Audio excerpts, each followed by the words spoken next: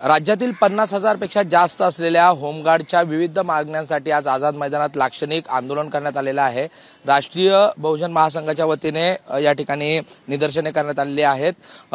विविध मागण्या आहेत। 1947 चा अधिनियम आहे तो रद्द करण्यात यावा, त्याचबरोबर होमगार्डला किमान 312 दिवस काम देण्यात यावं आणि 35,000पर्यंत त्यांना वेतन देण्यात यावं, अशा वेगवेगळ्या मागण्या घेऊन हे लाक्षणिक आंदोलन होत आहे।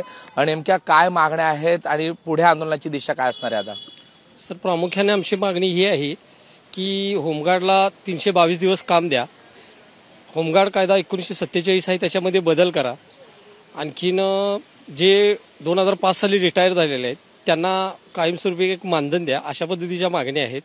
आणि येणाऱ्या काळामध्ये हा लढा तीव्र स्वरूपाचा होणार आहे आणि त्याच्यामध्ये सगळ्यात प्रथम अग्रस्थानी असणारा एकमेव प्रश्न असणं आमचा आहे की होमगार्ड अधिनियम 1947 या कायद्यामध्ये बदल करा आणि त्या कायद्यामध्ये आर्थिक, सामाजिक, राजनैतिक, सांस्कृतिक आणि स्वातंत्र्य हे सगळं त्याच्यामध्ये इन्क्लूड असावं आणि होमगार्ड कर्मचाऱ्यांचा छळ थांबावा। यासाठी पुणे ते मुंबई डायरेक्ट क्विक मार्च असणार आणि हा क्विक मार्च असा असेल की जर आम्ही मंत्रालयापर्यंत पोहोचेपर्यंत जर हा कायदा लागू झाला नाही, त्या कायद्यामध्ये बदल झाले नाहीत तर मंत्रालयाच्या दारात बसून राहणार, ना मंत्रालयातनं कोण आत येणार ना मंत्रालयातनं कोण बाहेर जाणार। आज कोणाशी तुमची भेट झालेली आहे का? या संदर्भात आंदोलनाच्या मागण्या कोणाकडे मांडल्या आहेत का? काय उत्तर आले प्रशासनाकडून, सरकारकडून? उपसचिवांच्या बरोबर आमची बैठक झालेली आहे आणि ज्या पद्धतीत मानसिकता असायला पाहिजे ती मानसिकता त्या प्रशासनाची नाही आहे, हे सरळ सरळ त्यांच्या उत्तरावरून दिसून येते। कारण कायद्यात बदल नाही, त्याच्यामुळं आम्हाला ह्या मागण्या मान्य करता येत नाहीत। कायद्यात बदल करा तर ती मानसिकता दिसत नाही, त्याच्यासाठीच आम्ही हा निर्णय घेतला की पुणे टू मुंबई क्विक मार्च हा 100% होणार। कधीपर्यंत हे आंदोलन?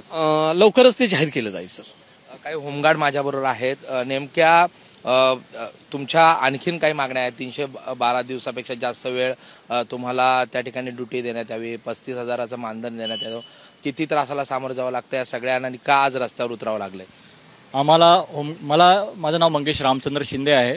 मी बांद्रा GRP रेल्वे पोलीस येथे रात्रपालीकरता कर्तव्यास आहे आता।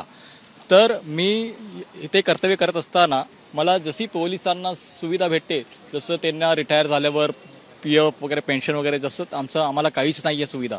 आम्ही काम करून पण आम्हाला इथे भत्ता पण वेळेवर भेटत नाही। 1 महिना काम करा, दुसऱ्या महिना थांबा, त्याच्यानंतर पेमेंट येतं आणि आम्हाला सुविधा काहीच नाही। हे होमगार्डचे ब्रीदवाक्य जे आहे हे निष्काम सेवा हे काढून टाकलं पाहिजे आणि आम्हाला नगरसेना हे नाव दिलं गेलं पाहिजे। प्लस आम्हाला PF पेन्शन किंवा रिटायर झाल्यानंतर आमच्या कुटुंबासाठी काही आम्हाला सरकारकडून भेटलं पाहिजे की आमचं कुटुंबाचं उदरनिर्वाह चांगला चालेल।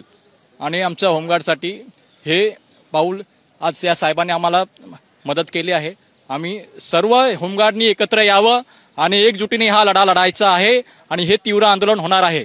पुणे टू मुंबई आम्ही आंदोलन जरूर करणार आहोत आणि हे यशस्वी होणार आहे।